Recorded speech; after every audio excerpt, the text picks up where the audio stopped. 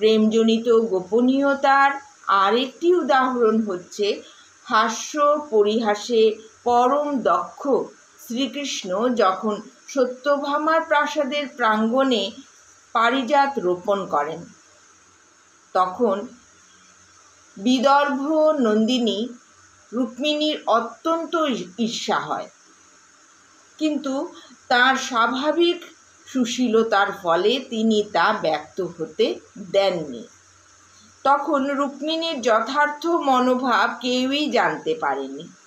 এটি প্রতিযোগিতাজনিত গোপনীয়তার একটি উদাহরণ।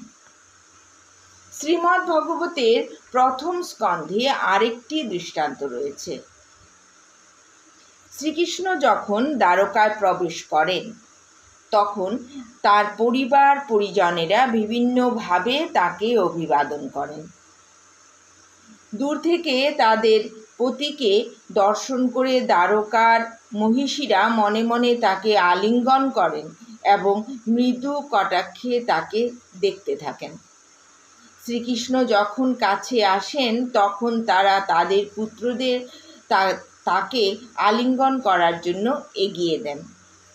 অন্যরা লজ্জাবশত অশ্রু সংবরণ করার চেষ্টা করছিলেন, তবুও তারা তাদের অশ্রু রোধ করতে সক্ষম হলেন না। এটি লজ্জাজনিত গোপনীয়তার একটি দৃষ্টান্ত।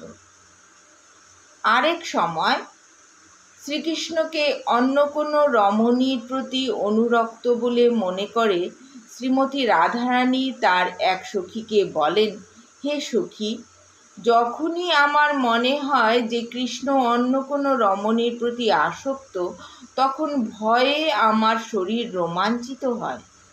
কৃষ্ণ যাতে আমাকে সেই অবস্থায় দেখে না ফেলে, সেজন্য আমাকে খুব সাবধানে থাকতে হবে। এটি লজ্জা এবং কপটতাজনিত গোপনীয়তার একটি দৃষ্টান্ত।